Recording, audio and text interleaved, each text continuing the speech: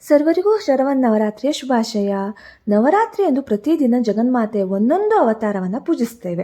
ಇಂದು ನವರಾತ್ರಿ ಮೊದಲನೇ ದಿನ. ದೇವಿಯ ಶೈಲಪುತ್ರಿ ಸ್ವರೂಪದ ಆರಾಧನೆಯನ್ನು ಇಂದು ನಾವು ಮಾಡ್ತೇವೆ. ಶೈಲಪುತ್ರಿ ದೇವಿಯ ಜನನದ ಹಿಂದಿನ ಸ್ವಾರಸ್ಯ ಕಥೆಯೊಂದಿಗೆ ನಾನು ಇಂದು ನಿಮ್ಮ ಮುಂದೆ ಬಂದಿದ್ದೇನೆ. ಈ ಕತೆ ನಿಮಗೂ ಇಷ್ಟ ಆದರೆ ಲೈಕ್ ಮಾಡಿ, ಶೇರ್ ಮಾಡಿ, ಹಾಗೆ ಈ ವಿಡಿಯೋವನ್ನು ಪೂರ್ತಿ ನೋಡಿ ನಮ್ಮ ಪುರಾಣದ ಕಥೆಗಳನ್ನು ತಿಳಿದುಕೊಳ್ಳಿ. ಪ್ರಜಾಪತಿ ದಕ್ಷ ಮತ್ತು ಪ್ರಸೂತಿಯ ಮಗಳಾಗಿ ಸತಿದೇವಿಯು ಜನ್ಮವನ್ನು ಪಡಿತಾಳೆ. ತಂದೆಯ ಆಸೆಗೆ ವಿರುದ್ಧವಾಗಿ ಶಿವನನ್ನು ವರಿಸ್ತಾಳೆ. ಇದರಿಂದ ಕೋಪಗೊಂಡಂಥ ದಕ್ಷನು ಮಹಾಯಜ್ಞವೊಂದನ್ನು ಆಯೋಜಿಸುತ್ತಾನೆ. ಶಿವ ಮತ್ತು ಸತಿಯನ್ನು ಹೊರತುಪಡಿಸಿ ಸಮಸ್ತ ದೇವಾನುದೇವತೆಗಳಿಗೆ ಆಮಂತ್ರಣವನ್ನು ನೀಡ್ತಾನೆ. ತಂದೆ ಮನೆ ಕಾರ್ಯಕ್ರಮಕ್ಕೆ ಪಾಲ್ಗೊಳ್ಳುವ ಆಸೆಯಿಂದ ಆಮಂತ್ರಣ ಇಲ್ಲದೇ ಇದ್ರೂ ಸಹ ಸತಿಯು ಶಿವನ ಅನುಮತಿ ಪಡೆದು ಯಜ್ಞಕ್ಕೆ ಬರ್ತಾಳೆ.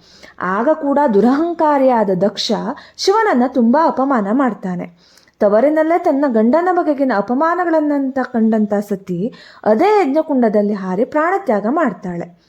ಸತಿಯ ಮರಣದಿಂದ ದುಃಖಿತನಾದ ಶಿವ ಎಲ್ಲವನ್ನ ತೊರೆದು ವಿರಕ್ತನಾಗಿ ಧ್ಯಾನಸ್ಥನಾಗಿ ಬಿಡ್ತಾನೆ. ಇಂಥ ಸಂದರ್ಭದಲ್ಲಿ ಹಲವಾರು ರಾಕ್ಷಸರು ಜನ್ಮ ತಾಳ್ತಾರೆ. ಅದರಲ್ಲಿ ತಾರಕಾಸುರ ಕೂಡ ಒಬ್ಬ. ಇವನು ಬ್ರಹ್ಮದೇವರ ಕುರಿತು ಕಠಿಣ ತಪಸ್ಸನ್ನ ಮಾಡಿ ಅಮರತ್ವದ ವರವನ್ನು ಕೇಳುತ್ತಾರೆ. ಅಮರತ್ವವನ್ನು ನೀಡಲು ನಿರಾಕರಿಸಿದ ಬ್ರಹ್ಮದೇವರು ಬೇರೆ ವರ ಕೇಳು ಅಂತ ತಾರಕಾಸುರನಿಗೆ ಹೇಳ್ತಾರೆ. ಆಗ ತಾರಕಾಸುರ ತುಂಬಾ ಬುದ್ಧಿ ಉಪಯೋಗಿಸಿ ಶಿವನ ಮಗನಿಂದ ತನ್ನ ಮರಣ ಬರುವಂತೆ ವರವನ್ನು ಪಡಿತಾನೆ. ಶಿವ ಹೇಗೂ ಧ್ಯಾನಸ್ಥನಾಗಿದ್ದಾನೆ. ಅವನ ಮಡದಿಯು ಸತ್ತಿದ್ದಾಳೆ. ಹಾಗಾಗಿ ನಾನು ಅಮರ ಎಂದು ಭಾವಿಸಿ ಎಲ್ಲ ಲೋಕದಲ್ಲೂ ತುಂಬ ಉಪಟಳ ಕೊಡೋಕೆ ಶುರು ಮಾಡ್ತಾನೆ.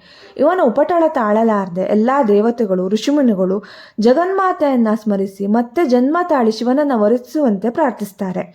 ಅದೇ ಸಂದರ್ಭದಲ್ಲಿ ಪರ್ವತರಾಜ ಮತ್ತು ಮೀನಾವತಿ ಎಂಬ ದಂಪತಿಗಳು ಒಂದು ಹೆಣ್ಣು ಮಗವನ್ನು ಪಡೆಯುವ ಆಸೆಯಿಂದ ಜಗನ್ಮಾತೆಯ ಮೊರೆ ಹೋಗ್ತಾರೆ.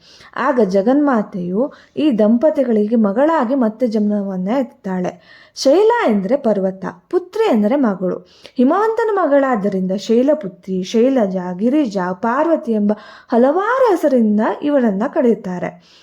ಶೈಲಪುತ್ರಿ ದೇವಿಯು ನಂದಿಯನ್ನ ವಾಹನವಾಗಿಯೂ ಒಂದು ಕೈಯಲ್ಲಿ ತ್ರಿಶೂಲವನ್ನು ಇನ್ನೊಂದು ಕೈಯಲ್ಲಿ ಕಮಲವನ್ನು ಧರಿಸಿದ ರೂಪದಲ್ಲಿ ಕಂಡುಬರುತ್ತಾಳೆ. ಇದೇ ದೇವಿ ಶೈಲಪುತ್ರಿ ಜನನನ ಹಿಂದಿನ ಕತೆ. ನಾಳೆ ದೇವಿಯ ಎರಡನೇ ಅವತಾರವಾದ ಬ್ರಹ್ಮಚಾರಿಣಿ ಕಥೆಯೊಂದಿಗೆ ಮತ್ತೆ ಬರ್ತೀನಿ. ಧನ್ಯವಾದಗಳು.